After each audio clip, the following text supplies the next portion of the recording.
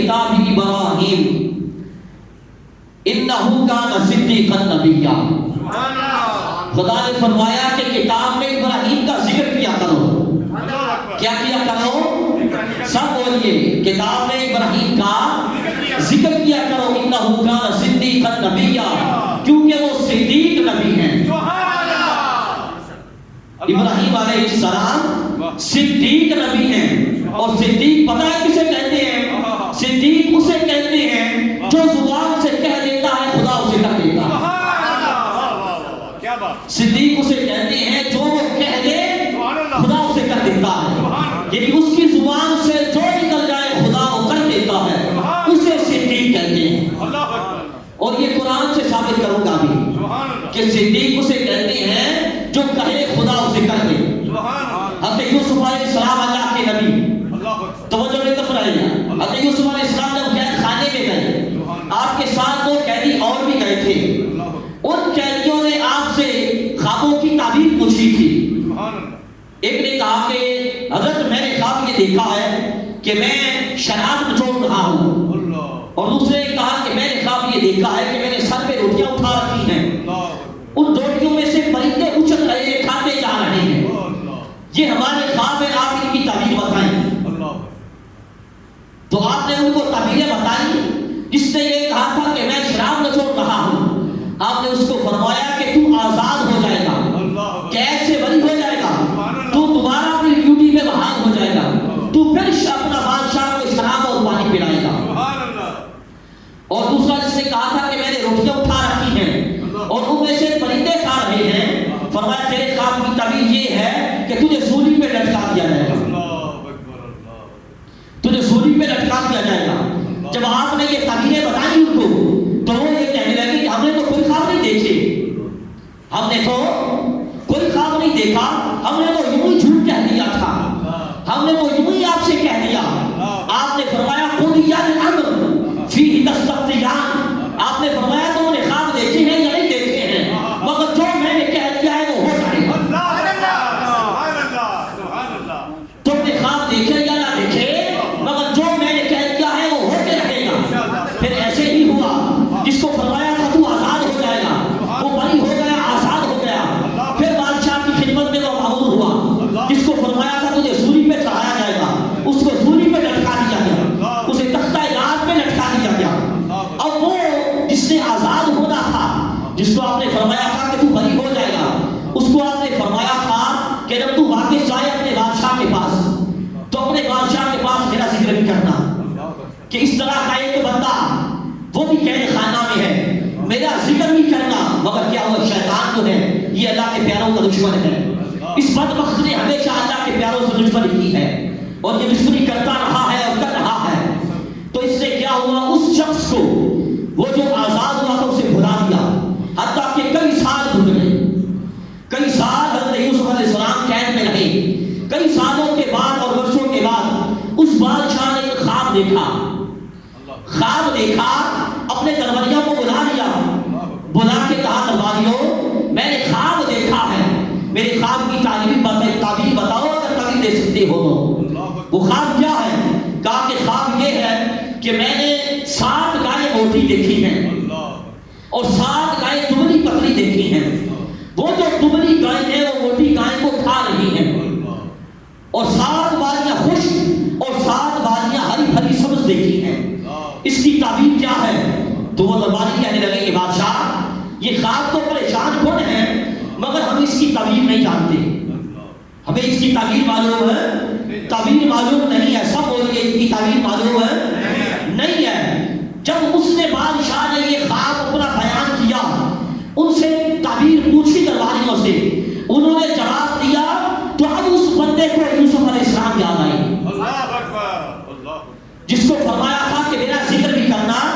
اب سالوں کے بعد یوسف علیہ السلام اس سے یاد آئے, اور بادشاہ کو کہنے لگا میں تمہیں تعبیر بتاتا ہوں, میں تمہیں تعبیر بتاؤں گا, مگر مجھے یوسف کے پاس بھیجو.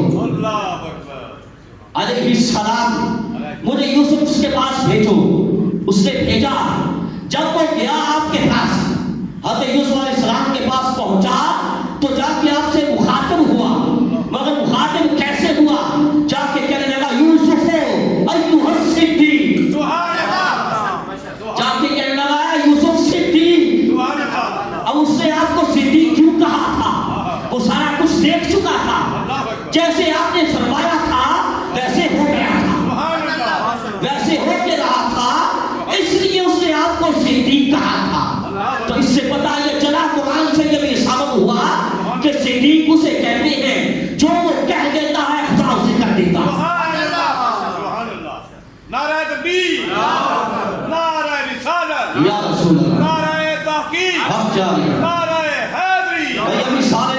میں یہ آپ کو ہر جمعہ میں یاد دلاتا ہوں، سارے بولا کریں، سینہ تان کے نام لگایا کریں، نعرہ تکبیر، نعرہ رسالت، نعرہ رسالت، نعرہ حیدری، نعرہ تحقیق، من سب نبی کے، من سب نبی کے، تاجدار ختم نبوت، تاجدار ختم نبوت۔ اب یاد دلانے کی ضرورت تو نہیں رہے گی نا، میرا امید تو یہ ہے کہ اب ضرورت نہیں رہے گی۔ تو عرض یہ کر رہا تھا، ہمارے آقا مولا حضور تاجدار کائنات صلی اللہ علیہ وسلم کے ایک غلام اور آپ کے خلیفہ اور خلیفہ ثانی حضرت عمر بن خطاب، حضرت فاروق اعظم سے بھی ربیعہ بن امیہ بن خلف نے اپنا ایک جھوٹا خواب بیان کیا تھا۔ اس نے بھی خواب بیان کیا تھا، کہنے لگا امیر المومنین میں نے یہ خواب دیکھا ہے کہ میں ایک ہرے بھرے میدان میں ہوں، سرسبز میدان میں ہوں، پھر اس سے نکل کر ایک چٹیل میدان میں آ گیا ہوں جس میں نہ کوئی درخت ہے، نہ کوئی گھاس، کسی چیز کا نام و نشان نہیں، نہ درخت، نہ گھاس، نہ سبزہ، کچھ نہیں ہے۔ اور جب میں بیدار ہوا تو اسی میدان میں ہی تھا۔ بڑی توجہ سے سنا ہوا، آپ نے اس کا خواب سنا تو فرمایا تو ایمان لے آئے گا۔ ابھی اس وقت وہ ایمان نہیں لایا تھا، اب نے فرمایا تو ایمان لائے گا، ایمان لانے کے بعد پھر کافر ہو جائے گا اور پھر کفر کی حالت میں ہی مر جائے گا۔ جب اس نے یہ تعبیر سنی، آپ کا فرمان سنا، تو وہ بھی کہنے لگا کہ میں نے تو کوئی خواب نہیں دیکھا، میں نے تو یوں ہی جھوٹ کہہ دیا ہے، جھوٹا خواب سنا دیا ہے۔ تو میرے آقا کے غلام فاروق اعظم رضی اللہ تعالیٰ عنہ جو کہ نبی نہیں ہیں، میرے آقا کے صحابی ہیں، آپ نے فرمایا تو نے خواب دیکھا ہے یا نہیں دیکھا، مگر جو میں نے کہہ دیا ہے وہ ہو کے رہے گا۔ نعرہ تکبیر، نعرہ رسالت، نعرہ تحقیق، نعرہ حیدری، سبحان اللہ۔ تو نے خواب دیکھا یا نہ دیکھا، مگر جو تعبیر میں نے کر دی ہے وہ ہو کے رہے گی۔ پھر اسی طرح ہوا، وہ ایمان لایا، اس وقت نے شراب پی، امیر المؤمنین نے اس کی جو ہاتھ میں اس کو کوڑے لگائے، شہر بدل کر کے خیبر بھیج دیا، وہ وہاں سے بھاگا روٹ چلا گیا، وہاں جا کے بس وقت نصرانی ہو گیا اور پھر کفر کی حالت میں ہی مر گیا، اسی ارتداد کی حالت میں مرتد ہی مر گیا۔ تو اس سے پتہ یہ چلا کہ اللہ کے پیاروں کے ساتھ مذاق بھی نہیں کرنا چاہیے۔ سب کو سمجھ آئی ہے نا، سب کی توجہ بھی ہے میری طرف۔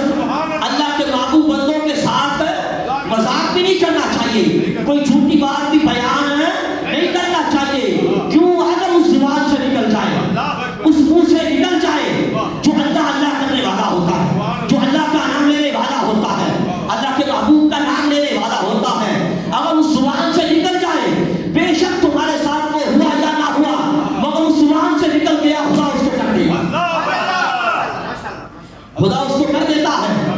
اس لیے اللہ کے پیاروں کے ساتھ مذاق نہیں کرنا چاہیے، کیوں ایسا نہ ہو کہ مذاق کرنے کی وجہ سے آپ کی زندگی برباد ہو جائے۔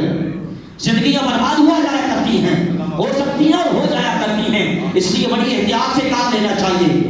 تو عرض یہ کر رہا تھا، صدیق تو ہوتا ہے جو وہ زبان سے کہہ دے خدا اسے کر دیتا ہے۔ تو خدا نے حضرت ابراہیم علیہ السلام کا ذکر کرتے ہوئے فرمایا کہ کتاب ابراہیم کا ذکر کیا کرو، کیونکہ وہ صدیق نبی ہے، وہ صدیق نبی ہے۔ اب حضرت ابراہیم علیہ السلام نے جس زمانہ میں آنکھ کھولی تھی، جس زمانہ میں آپ پیدا ہوئے تھے، وہ بت پرستی کا دور تھا، شرک تھا، شرک عام تھا، بت پرستی تھی، حتیٰ کہ آپ کا چچا بھی بت پرست تھا، آپ کا چچا بھی بت پرست تھا۔ آپ نے اپنے چچا کو فرمایا، جس کو قرآن نے ذکر فرمایا، آپ نے فرمایا اس قال علی ابی یا اباتی لما تعبد ما لا يسمع ولا يبصر ولا يغني عنك شيئا۔ آپ نے فرمایا ہے چچا، ان بے جان مورتیوں کی، ان بتوں کی عبادت کیوں کرتے ہو جو نہ تمہاری سنتے ہیں، نہ تمہیں دیکھتے ہیں اور نہ تمہاری مدد کر سکتے ہیں، نہ تمہاری کوئی مدد کر سکتے ہیں۔ ان بے جان مورتیوں کی، بتوں کی، اپنے ہاتھوں سے بنائے ہوئے یہ جو بت تمہارے ہاتھوں کے تراشے ہوئے ہوتے ہیں، ان کے سامنے ماتھا کیوں دیکھتے ہو، ان کے سامنے گھٹنے کیوں نہ کرتے ہو؟ اب ایک بات کی وضاحت کر دوں، کچھ لوگ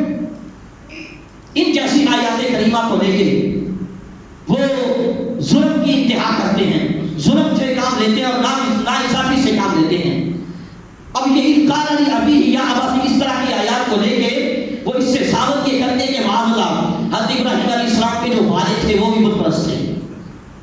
معاذ اللہ اعوذ باللہ استغفر اللہ العظیم. جبکہ یہ خیال رہے کہ جو بت پرست تھا وہ ابراہیم علیہ السلام کا چچا تھا. آپ کے جو والد تھے وہ مسلمان تھے, مومن تھے, اور ایک اللہ کو ماننے والے تھے اور موحد تھے. آپ کے والد گرامی کا نام آزر نہیں تھا. یہ جو بت پرست تھا یہ آزر تھا, کیونکہ قرآن نے دوسرے مقام پہ یہ فرمایا. ابراہیم علیہ السلام نے اسے اپنے چچا کو کہا اذ قال لأبیہ آزر اتتخذ اصناما آلہۃ, کہ ابراہیم علیہ السلام نے اپنے چچا آزر سے کہا, اپنے چچا سب وہی اپنے چچا آزر سے کہا. آزر چچا تھا, باپ نہیں تھا. حقیقی باپ جو تھے ان کا نام طارق تھا. کیا تھا؟ طارق تھا. اور یہ علامہ ابن کثیر نے بھی لکھا ہے. اور یہ خیال رہے کہ یہ مفسر, یہ محدث اور یہ مؤرخ علامہ ابن کثیر یہ انہی لوگوں کے کھڑے کا بندہ ہے جو معاملہ یہ کہتے ہیں کہ ابراہیم علیہ السلام کے جو والد تھے معذرہ وہ مشرک تھے اور آزر تھے. نہیں, آزر چچا تھا. آپ کے والد گرامی کا نام طارق تھا. وہ کامل مومن تھے, موحد تھے, اللہ کو ایک ماننے والے تھے. اور نہیں یہ بات کہ یہ جو لفظ اب آیا ہے, اب اس وجہ سے لے کے یہ وہ لوگ اس کا معنی باپ کرتے ہیں. اس کا علی ابھی ہی کہ ابراہیم علیہ السلام نے اپنے باپ سے یہ کہا, اس لفظ کی وجہ سے کرتے ہیں. تو یہ لفظ ابن جو ہے, ابن یہ عربی کا لفظ ہے, اور جس طرح یہ باپ کے لیے استعمال ہوتا ہے اسی طرح یہ چچا کے لیے بھی استعمال ہوتا ہے, تایا کے لیے بھی استعمال ہوتا ہے, دادا کے لیے بھی استعمال ہوتا ہے, اور پردادا کے لیے بھی استعمال ہوتا ہے. لفظ والد جو ہے نا, والد یہ صرف باپ کے لیے آتا ہے. یہ چچا تایا کے لیے نہیں آتا, یہ صرف باپ کے لیے آتا ہے. اور لفظ ابن یہ جس طرح باپ کے لیے آتا ہے اسی طرح دادا کے لیے, پردادا کے لیے, چچا کے لیے اور تایا کے لیے بھی آتا ہے. اور یہ بھی قرآن نے ہمیں بتایا ہے. توجہ ہے ادھر سب کی توجہ ہے, یا کچھ لوگ ایسے ہیں کہ ان کی توجہ نہیں ہے. تو یہ لفظ ابن جو ہے یہ سب کے لیے آتا ہے, باپ دادا پردادا کے لیے آتا ہے. قرآن ہی خود ایک دوسرے مقام میں فرماتا ہے یا ایھا الذین آمنوا لا تتخذوا آباءکم واخوانکم اولیاء ان استحبوا الکفر علی الایمان. قرآن کہتا ہے کہ اے ایمان والو, اپنے باپ دادا پر دادا کو, آبا جو ہے آبا اس میں سارے آتے ہیں, باپ دادا پر دادا. اگر کوئی نادان یہ کہے کہ یہاں آبا سے مراد صرف باپ ہے تو پھر دادا پر دادا, چچا تایا وہ کہاں گئے؟ اس لیے سارے اس میں شامل ہیں. فرمایا تمہارے آبا, تمہارے بڑے, تمہارے باپ دادا پر دادا اگر وہ کفر کو پسند کرے ایمان پہ تو تم ان کو دوست نہ بناؤ, ان کو دوست نہ بناؤ. تو یہ قرآن نے ثابت کیا کہ لفظ آپ جس طرح باپ کے لیے آتا ہے اسی طرح چچا کے لیے بھی آتا ہے, تایا کے لیے بھی آتا ہے, دادا کے لیے بھی آتا ہے, اور پردادا کے لیے بھی آتا ہے. تو اس لیے وہ جو عادت تھا بت پرست وہ آپ کا چچا تھا, آپ کا باپ نہیں تھا, حقیقی باپ نہیں تھا, آپ کا والد نہیں تھا. آپ کے والد گرامی تو حضرت طارق تھے جو کہ مومن تھے, کامل مومن تھے, مسلمان تھے. تو میں اب یہ کہہ رہا تھا, قرآن نے ایک حضرت ابراہیم علیہ السلام نے اپنے چچا سے کہا کہ اے چچا, یہ بے جان مورتیاں جو ہیں جو نہ سنتے ہیں نہ دیکھتے ہیں نہ تمہیں کوئی فائدہ پہنچا سکتے ہیں, ان کے سامنے باتیں کیوں دیکھتے ہو؟ اب کوئی نادان اور بدبخت اس آیت کو لے کر اور یہ اللہ پہ بھی انگلی نہ اٹھائے, اللہ کے محبوب بندوں پہ بھی انگلی اور یہ نہ اٹھائے, اس آیت کو اللہ کے محبوب بندوں پہ چشمہ نہ کرے, کیونکہ یہ بتوں والی آیت ہے. اس میں بتوں کا ذکر ہے کہ بت نہیں سنتے, بت نہیں دیکھتے, اور بت فائدہ نہیں پہنچا سکتے اور مدد نہیں کر سکتے. جبکہ اولیاء اللہ, یہ اللہ کے محبوب بندے, یہ اللہ کے پیارے, یہ اللہ کی دی ہوئی طاقت سے دیکھتے بھی ہیں, سنتے بھی ہیں اور مدد بھی کرتے ہیں. سنتے بھی ہیں اور مدد بھی کرتے ہیں. یہ جو ہفتہ گزرا ہے نا, آپ جانتے ہیں کہ اس ہفتہ کو بابا غلام شاہ صاحب رحمۃ اللہ علیہ کا اس مبارک تھا. میں بھی اس تقریب میں موجود تھا. تو میاں عمر صاحب نے اسپیکر پہ یہ اعلان کرتے ہوئے بتایا, کیا بتایا؟ بتانے لگے کہ ایک بوڑھی ابا وہ تہجد کے وقت ہر روز آیا کرتی تھی سلام پیش کرنے.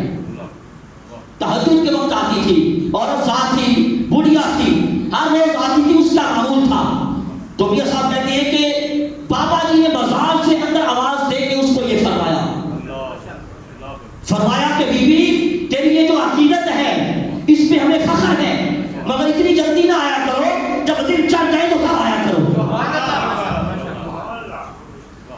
جب دن چڑھ جائے تو پھر آیا کرو. کہ بابا غلام شاہ صاحب رحمۃ اللہ علیہ نے اس بی بی کو یہ فرمایا. اور پھر یہ ملک خالد صاحب موجود ہے میرے پاس, یہ میرے گواہ موجود ہیں, انہوں نے مجھے خود بتایا تھا کہ ان کے پہلوئی ایک راولپنڈی میں ہوتے ہیں, اٹامی کراچی میں ہوتے ہیں. تو پہلے ادھر ہوتے تھے جن کوئی چھوٹا موٹا کام کیا کرتے تھے. ان کا معمول یہ تھا کہ شیر ربانی کے در پہ ہر روز جایا کرتے تھے, شیر ربانی کی بارگاہ میں ہر روز سلام پیش کرنے جایا کرتے تھے. ایک دن انہوں نے میاں صاحب کے قدموں پہ ہاتھ رکھا اور کہنے لگے میاں صاحب آپ نے مجھے کس کام پہ لگایا ہوا ہے؟ ملک صاحب موجود ہے میرے پاس گواہ, انہوں نے مجھے خود بتایا. جب انہوں نے یہ کہا تو میاں صاحب کے مزاج سے آواز آئی. جہاں وہ ہوتی ہے نا کام پہ, شیر ربانی نے اندر سے فرمایا جاؤ فلاں جگہ پہ چلے جاؤ, فلاں جگہ پہ سب کی اپنا توجہ ہے میری طرف, فلاں جگہ پہ چلے جاؤ. کہاں پہ؟ جہاں پہ آپ کو لگے ہوئے. تو اس سے پتہ یہ چلتا ہے کہ اولیاء اللہ سنتے بھی ہیں, دیکھتے بھی ہیں اور مدد بھی کرتے ہیں. یہ تو تھے اولیاء اللہ کے واقعات جو ہمارے جیسے انسانوں کے ساتھ اور ہم کے ساتھ ہوئے. اب قرآن کی آیت بھی پیش کر دوں, قرآن سے دلیل بھی دے دوں. قرآن نے کہا انما ولیکم اللہ ورسولہ والذین آمنوا, کہ لوگوں اللہ بھی تمہارا مددگار ہے, اللہ کے رسول بھی تمہارے مددگار ہیں. اور یہ ایمان والے, یہ شیر ربانی مجدد کے ساتھی حضور داتا اجمیری اور خواجہ اجمیری, یہ بھی تمہارے مددگار ہیں. نعرہ تکبیر, نعرہ رسالت, نعرہ تحقیق, نعرہ حیدری. یہ بھی کیا ہے تمہارے, یہ بھی تمہارے مددگار ہیں. اس لیے یہ آپ نے یاد رکھنا ہے, اس جیسی جو آیات ہوں اور جن میں ان جیسا ذکر ہو تو وہ بتوں کے بارے میں ہوتی ہے, اولیاء اللہ کے بارے میں نہیں ہوتی. قرآن ان جیسے الفاظ کے ساتھ اولیاء اللہ کا ذکر نہیں کرتا, بتوں کا ذکر کرتا ہے. بلکہ اولیاء اللہ کا ذکر کرنا ہو تو پھر انداز کیا ہوتا ہے قرآن کا, قرآن کیا انداز فرماتا ہے اور اس کا انداز اختیار کیا ہوتا ہے. جب اولیاء اللہ کا ذکر کرنا ہوتا ہے پھر کہتا ہے الا ان اولیاء اللہ لا خوف علیہم ولا هم يحزنون. اور کہتا ہے قرآن اولیاء اللہ کا ذکر کرتے ہوئے وللہ العزت ولرسولہ وللمؤمنین, کہ لوگوں عزت ساری کی ساری اللہ کے لیے ہے, اللہ کے رسول کے لیے ہے اور ان اولیاء اللہ کے لیے ہے, ان ایمان والوں کے لیے ہے. اس لیے ان جیسی جو آیات ہوں یہ آپ نے ہمیشہ خیال رکھنا ہے کہ ان میں بتوں کا ذکر ہوتا ہے, اولیاء اللہ کا ذکر, اولیاء اللہ کا ذکر نہیں ہوتا. اب میں عرض کر چکا ہوں کہ وہ دور جو تھا بت پرستی کا دور تھا, بت پرستی آگ تھی. آپ نے ان لوگوں کو سمجھایا, اپنے چچا کو بھی سمجھایا, مگر وہ ماننے والی کہاں تھے. پھر مقصد کروں, ایک دن آپ نے موقع پایا جب وہ لوگ اپنے میلے میں گئے ہوئے تھے, اپنے میلے میں گئے تھا, بولی اپنے میلے میں گئے ہوئے تھے. یہ وہ بار بار اب اس لیے بولا تاکہ آپ لوگوں کو یہ پتہ چل جائے. ہمارے سادے لوگ اپنا اولیاء کے عرس کو بھی میلہ کہہ دیتے ہیں. اس لیے اللہ والوں کا عرس ہوتا ہے, میلے نہیں ہوتے. میلے وہ کافر سجایا کرتے تھے, وہ جو بتوں کے نام پہ اکٹھے ہوتے تھے اور ان کے وہ جو بجمے لگتے تھے وہ میلے ہوتے تھے. اس لیے اولیاء اللہ کا عرس ہوتا ہے, میلہ نہیں ہوتا. جب وہ لوگ اپنے میلے میں گئے ہوئے تھے, ابراہیم علیہ السلام نے کلہاڑا لیا, ان کے سارے خداؤں کی بربادی کر دی, ان کے خداؤں کے ٹکڑے ٹکڑے کر دیے. کیسے خدا وہ بدبخت جو اپنی حفاظت بھی نہ کر سکے, جو اپنی حفاظت بھی نہ کر سکے, اور پھر ان کو پوجنے والے کیسے لگا کہ جو اپنا آپ کا بچاؤ نہ کر سکے, اپنے آپ کو نہ بچا سکے, تمہیں کیسے بچائے. سب کے ٹکڑے کر دیے, جو بڑا بہت تھا اس کے کندھے پہ کلہاڑا رکھ دیا. اس لیے علماء نے یہ لکھا, اس لیے رکھا تھا کہ جب واپس آئیں دیکھیں تو ان کو یہ خیال ہو, وہ یہ سمجھے کہ شاید یہ جو بڑا بت تھا یہ چھوٹے بتوں کو برداشت نہیں کر سکتا کہ میرے ساتھ ان کی عبادت بھی ہوتی ہے, اس لیے ان کا کام تمام کر دیا. اس نے جب واپس آئے دیکھا اپنے بتوں کا حال, اپنے خداؤں کا حال دیکھا تو کہنے لگے یہ ہمارے خداؤں کے ساتھ اس نے یہ سب کچھ کیا ہے. قالوا من فعل هذا بآلهتنا, یہ سب کچھ کس نے کیا. تو ان میں سے کچھ ایسے تھے, انہوں نے یہ کہا کہ ایک نوجوان ہے جسے ابراہیم کہتے ہیں علیہ السلام, وہ ہمارے بتوں کو ہمارے خداؤں کو برا بھلا کہتا ہے, یہ ضرور اسی کا کام ہوگا, ضرور اسی کا کام ہوگا. انہوں نے کہا بلاؤ ان کو لوگوں کے سامنے, سب کے سامنے بلاؤ تاکہ لوگ بھی گواہ ہو جائے اس کے کام پہ. اب ابراہیم علیہ السلام بھی یہی چاہتے تھے کہ بڑے مجمع کے سامنے بلایا جائے حضرات کو ثابت کیا جائے، تاکہ ان کو یہ بتایا جائے کہ لوگوں یہ جس کام پہ تم لگے ہوئے ہو یہ سراسر غلط ہے۔ اب مجمع لگا ہوا ہے، آپ کو بلایا گیا اور انہوں نے پوچھا کہ اے ابراہیم کیا تو نے یہ ہمارے خداؤں کے ساتھ یہ سب کچھ کیا ہے؟ آپ نے فرمایا قال بل فعلہ کبیرہم ھذا، نے فرمایا نہیں میں نے نہیں کیا، اس بڑے نے کیا ہے، یہ جو بڑا ہوتا ہے تمہارا خدا یہ سب کچھ اس نے کیا ہے۔ فرمایا فاسألوہ ھذا ینطقون، اگر یہ بولتے ہیں تو اس سے پوچھ لو، اگر یہ بولتے ہیں تو اس سے پوچھ لو، سب کچھ اسی نے کیا ہے۔ اب یہ فرمانے کا مطلب کیا تھا؟ فرمانے کا مطلب یہ تھا تاکہ یہ بدبخت خود بول اٹھے کہ یہ تو بولتے ہی نہیں ہیں، یہ بولنے کی طاقت ہی نہیں رکھتے، تاکہ ان کی کھوپڑی میں کوئی بات آ جائے، ان کو سمجھ آ جائے، اس لیے آپ نے فرمایا تھا اس سے پوچھ لو اگر یہ بولتے ہیں۔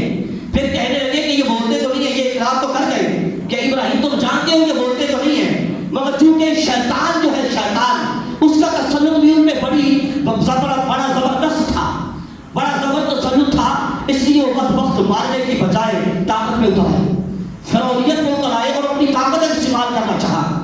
کہنے لگے کہ اس کو جلاؤ، اس کو جلا کے اپنے خداؤں کی مدد کرو، جس نے تمہارے خداؤں کا ستیہ ناش کر دیا، برباد کر دیا، ٹکڑے ٹکڑے کر دیے، اس کو جلا کے اپنے خداؤں کی مدد کرو۔ اور مدت تک لکڑیاں اکٹھی کی گئی، حتیٰ کہ ایک بدبخت عورت علیہ باللہ صلی اللہ علیہ وسلم وہ بیمار ہوگی، اس بدبخت نے یہ منت مانی کہ اگر میں شفا یاب ہو گئی تو ابراہیم کو جلانے کے لیے لکڑیاں اٹھا کے لاؤں گی۔ ایک مدت تک لکڑیاں اکٹھی کی گئی، آگ جلائی گئی، آگ اتنی شدید تھی کہ خوفناک آوازیں آتی تھی، شعلے آسمان سے باتیں کر رہے تھے، اور اس کی تب پر یہ شدت کا عالم تھا کہ میلوں دور سے جو پرندہ گزرتا تھا جل پھٹ کے نیچے گر جاتا تھا۔ اب اس آگ میں اللہ کے خلیل اور دوست حضرت ابراہیم علیہ السلام کو پھینکنا تھا، مگر اس آگ کی شدت کا عالم یہ ہو کہ میلوں دور سے پرندے جل جاتے ہوں تو کیسے پھینکے؟ پھر بدبختوں نے ایک منجنیق بنائی تاکہ اس میں رکھ کے آپ کو پھینکا جائے۔ یہ آگے بڑھنے سے پہلے یہ سن لینا، وہ جو منجنیق بنانے والا شخص تھا نا، اس کا انجام پتہ کیا ہوا؟ خدا نے زمین میں اس کو غرق کر دیا، زمین میں دھنسا دیا، آج بھی دھنستا جا رہا ہے، قیامت تک دھنستا ہی رہے گا، قیامت تک، سب بولیے قیامت تک دھنستا ہی رہے گا۔ بھلا بتائیے ایک نبی کا جو دشمن ہے اس کا انجام یہ ہوا، اس کو خدا نے سزا یہ دی کہ اس کو زمین میں دھنسا دیا، دھنستا جا رہا ہے، قیامت تک دھنستا ہی جائے گا۔ یہ ایک نبی کا جو دشمن ہے اس کی یہ سزا ہے، تو بھلا بتائیے امام الانبیاء کے جو دشمن ہوں گے خدا ان کو دوزخ میں کہاں تک دھنسائے گا؟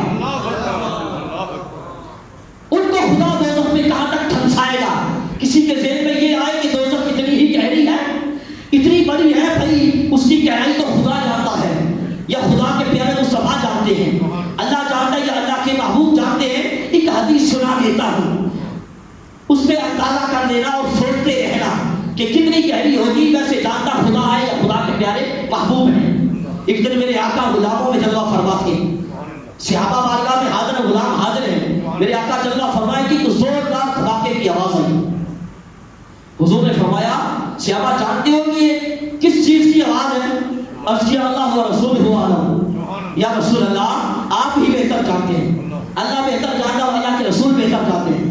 تو میرے آقا نے فرمایا کہ صحابہ آج سے 70 سال پہلے، آج سے سارے بولیے بھائی آج سے 70 سال پہلے ایک پتھر، پھر یہ بھی ذرا اندازہ کیجئے جس کی آواز ایک زوردار دھماکے کے ساتھ آئی، وہ پتھر کتنا بڑا ہوگا؟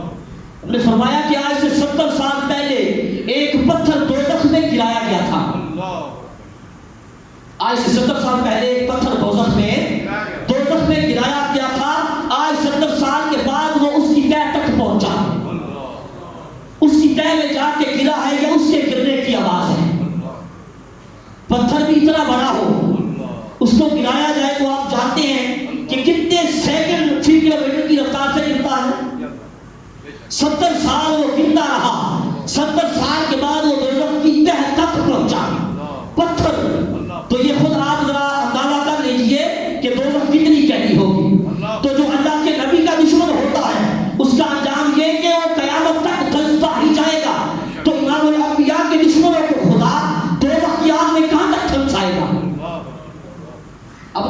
شریف میں رکھ کے حضرت ابراہیم علیہ السلام کو آگ میں پھینکا. ادھر خدا نے جبرائیل کو حکم فرمایا جبرائیل پہنچ بھاگ دوڑ, میرا خلیل میرا دوست آگ میں نہ جانے پر. جبرائیل حاضر ہوئے, آ کے عرض کیا ہے اللہ کے دوست اور اللہ کے خلیل کوئی حاجت ہو؟ فرمایا تجھ سے کوئی حاجت نہیں, تجھ سے کوئی حاجت نہیں. پھر آپ رب تعالیٰ کی بارگاہ میں دعا کریں, رب تعالیٰ کو کہیں فرمایا وہ اتنی بڑی ذات, اتنی بلند ذات کو اتنا چھوٹا سا سوال کرو کہ مجھے آگ سے بچا لے, اتنی بڑی ذات کو اتنا چھوٹا سا سوال, چھوٹی سی بات کرو. پھر عرض کیا تو آپ اپنے دل کے لیے سوال کریں کہ آپ کے دل کو بچا لے. فرمایا جبرائیل یہ دل ہے ہی اسی کے لیے, یہ دل ہے ہی اسی کا, اور اس کی چیز ہے, اس کی مرضی, جیسے اپنی چیز کے ساتھ چاہے کرے. پھر جبرائیل نے عرض کیا کہ اتنی بڑی سخت اور خوفناک آگ سے آپ کیوں نہیں ڈرتے؟ تو سنیے اللہ کے نبی اور اللہ کے خلیل اور دوست نے کیا جواب دیا. فرمایا جبرائیل بتا یہ آگ کس نے جلائی ہے؟ کہا نمرود نے جلائی ہے. فرمایا اگر میرا رب چاہتا تو نمرود کو جلانے کی ہمت ہوتی؟ جلا سکتا تھا نمرود؟ میرا رب چاہتا تو نمرود کبھی نہیں جلا سکتا تھا. وہ آگ جلا سکا تو اس سے پتا یہ چلا کہ رب تعالیٰ کی رضا ہے, رب تعالیٰ کی طرف سے اجازت ہے. جب اس کی رضا ہے, ادھر سے رضائے جلیل ہے تو ادھر سے رضائے خلیل بھی ہے. جب ادھر سے رضائے جلیل ہے تو ادھر سے رضائے خلیل ہے. اس لیے میں اتنی بڑی ذات سے اتنے چھوٹے سے سوال کروں. بارش کا فرشتہ حاضر ہوا, عرض کیا حضور جب حکم ہو بارش برسا دوں گا, جب حکم ہو بارش برسا دوں گا. آپ نے فرمایا میرا رب ان ساری چیزوں سے بڑی جلدی دینے والا ہے. ان ساری چیزوں سے تمہاری مدد سے میرا رب بڑی جلدی دینے والا ہے. ابراہیم علیہ السلام نے جب یہ جواب دیے, اب انہوں نے مدت تک ایندھن اکٹھا کیا تھا, لکڑیاں اکٹھی کی تھی, انہوں نے آگ خوفناک آگ جلائی تھی, ابراہیم علیہ السلام کو آگ میں پھینکا, انہوں نے مدت لگائی تھی. میرے خدا نے فرمایا قلنا یا نار کونی بردا وسلام علی ابراہیم. میرے خدا نے فرمایا ہے آگ, نمرود کی جلائی ہوئی آگ, میرے ابراہیم کو تکلیف نہ پہنچے, میرے ابراہیم کا کوئی نقصان نہ ہو, میرے ابراہیم پر ٹھنڈی ہو جا. کیا ہو جا؟ میرے دوست پہ ٹھنڈی بھی ہو جا, سلامتی والی بھی ہو جا, ٹھنڈی بھی ہو جا اور سلامتی والی بھی ہو جا. مولا کائنات مولا علی شیر خدا کرم اللہ وجہہ الکریم اس آیت کریمہ کی تفسیر میں فرماتے ہیں, قلنا یا نار کونی بردا وسلام علی ابراہیم کی تفسیر میں فرماتے ہیں خدا نے آپ کو یہ حکم دیا تھا کہ آپ ابراہیم کو کوئی کسی قسم کا نقصان نہ ہو, ابراہیم کو کوئی تکلیف نہ پہنچے. حضرت عبداللہ بن عباس رضی اللہ تعالیٰ عنہ اور حضرت ابو العالیہ فرماتے ہیں, آپ فرماتے ہیں کہ اس دن ساری زمین والے آگ سے کوئی فائدہ نہیں اٹھا سکے تھے, کوئی فائدہ نہیں اٹھا سکے تھے. کیوں کہ ساری زمین کی آگ ٹھنڈی ہو گئی تھی, ساری زمین کی آگ, سب بول رہی ہے بھائی تھک گئے اب, ساری زمین کی آگ کیا ہو گئی تھی, ساری زمین کی آگ ٹھنڈی ہو گئی تھی. ساری زمین والے کوئی فائدہ نہ لے سکے, بس صرف وہ رسی چلی جس کے ساتھ ابراہیم علیہ السلام کے ہاتھوں کو اور پاؤں کو باندھا گیا تھا. اور بعد بزرگ یہ فرماتے ہیں, اب فرماتے ہیں کہ اگر خدا آگ کو یہ نہ فرماتا بس سلامہ, اگر صرف یہ فرماتا پردہ ٹھنڈی ہو جا, یہ نہ فرماتا سلامتی والی